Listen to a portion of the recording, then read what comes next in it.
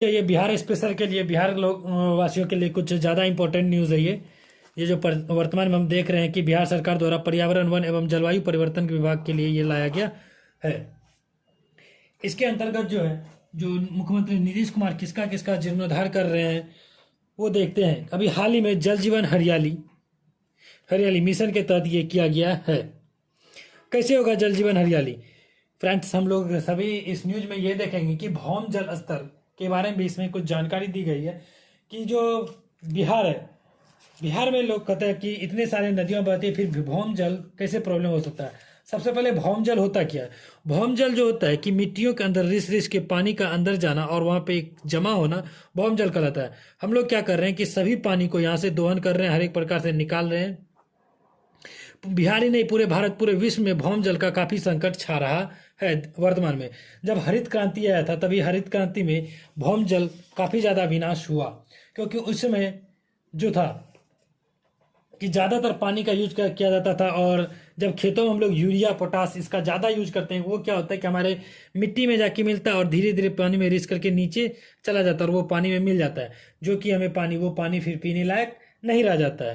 तो इसलिए बिहार में भी भौम जल संकट है। क्योंकि देखिए, बिहार में जब भौम जल संकट से उभरने के लिए बात कही गई तो यहाँ क्या लगाया गया? यूकेलिप्टस पेड़ लगा दिया। पेड़ लगाने की बात कही गई ताकि ज़्यादा पेड़ लगाएंगे तो ज़्यादा हो सके तो पानी की बहाव जो कम होगा, वो सुरक्षित रहेगा। लेकिन क्या हो गया कि यूकेलिप्टस लोग हर बार में यूकेलिप्टस पेड़ तो लगा दिए, ज़्यादातर यूकेलिप्टस पॉपुलर इस प्रकार के पेड़ को लगाया, जिसके कारण से देखते हैं जो यूकेलिप्टस होता है 100 मीटर के जो रेंज में होता है, जो लगभग एरिया का पानी को ये सोख लेता है, जो कि इस भौम जल स्तर को और घटाने की जगह यह क्या क्या बढ़ा दिया। चलिए देखते हैं कि क्या बात है, पूरी खबर को देखते हैं। हाल ही में बिहार के मुख्यमंत्री नीतीश कुमार द्वारा ये किया गया बिहार का जलवायु सम्मेलन और प्रदर्शन तथा राष्ट्रीय डॉल्फिन डॉल्फिन केंद्र पटना का उद्घाटन किया गया। कहाँ डॉल्फिन केंद्र का नया डॉल्फिन केंद्र कहाँ पे खुला है? पटना में। वहीं मुंगेर वानिकी महाविद्यालय और बिहार वानिकी महाविद्यालय एवं शोध संस्थान के रूप में इसका भी उन्नयन किया गया। इसकी इन सभी की जो लागत है लगभग 108 करोड़ 33 लाख रुपए करोड़ की लागत है। इसकी सहायता से किस किस चीज का निर्माण करने के शिलान्यास किया गया? पार्क, इको टूरिज्म, भूजल संरक्षण, आधारभूत संचालन, इसके विकास के बारे में बात कही गई है। भूजल संरक्षण के लिए एक केंद्रीय भूजल बोर्ड बनाया गया था। एक केंद्रीय भूजल बोर्ड बनाया था। कब बनाया गया था? 1970 में केंद्रीय भूजल बोर्ड बनाया गया था। ये जो CGWB इसका फुल फॉर्म क्या होगा? आप आराम से पूछ सकते हैं, CGWB का फुल फॉर्म क्या होगा, बताइए क्या हो सकता है? सेंट्रल CGWB की क्या होगा? Central ground water board. Central ground water board, इसकी जो स्थापना 1970 में की गई थी।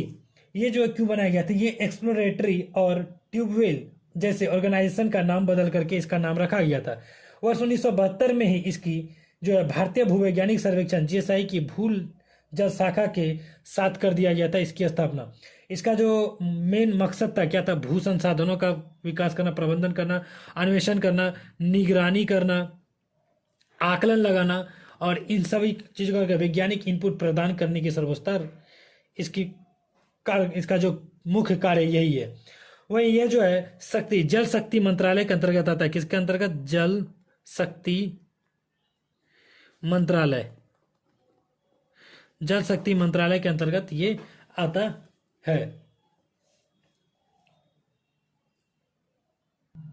वहीं भूजल को बचाने के लिए कई प्रकार की अलग अलग योजनाएं भी चलाई जा रही है, जैसे कि अटल भूजल योजना। अटल भूजल योजना ये लगभग 2020 से लाई गई है।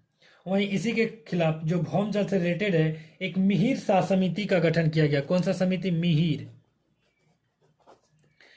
मिहिर सा समिति का गठन किया गया था। ये समिति जो है ये देखता था कि जगह जगह पे कुएं जो है, जो कुएं हैं वे उचित दूरी पे है कि ना। अभी ऐसा नहीं कि यहाँ पे एक कुआं है तो जस्ट इसके बगल में कुछ ही दूरी पे ये, तो इन सभी चीजों के बारे में भी जानकारी इन्होंने दी थी। इन्हीं की सिफारिश पर CGWB का पुनर्गठन किया गया था। यानी कि ये जो मिहिर शाह समिति थी, यही जो है CGWB समिति को गठन करने के बारे में बात कही थी। चलिए आगे देखते हैं और इसमें क्या क्या बात मुख्य दिया गया है।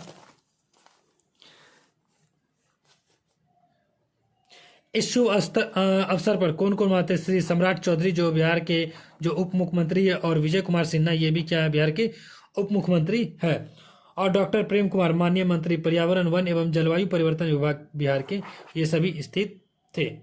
चलिए अगला पेज पे देखते हैं हम लोग कुछ खास क्या है। फ्रेंड्स ये जो न्यूज है आपको बिहार पीसीएस बीपीएससी के लिए कुछ खास अच्छे रहेगा, और अभी हाल ही में जो वर्तमान में जो आने वाले जो भी बिहार से रिलेटेड एग्जाम है उन सबको लेकर के ये एक इम्पोर्टेंट न्यूज आपके लिए हो सकता है। कभी क्वेश्चन बन सकता है कि अभी हाल ही में बिहार में किस जगह पे डॉल्फिन केंद्र का उद्घाटन किया गया, तो उसका आंसर हो जाएगा पटना। और आपको ये बीपीएससी सब के एग्जाम में आपको भूजल से रिलेटेड क्वेश्चन मिल सकता है कि बिहार में भूजल से रिलेटेड भूजल की स्थिति को दर्शाएं, और ये भी आ सकता है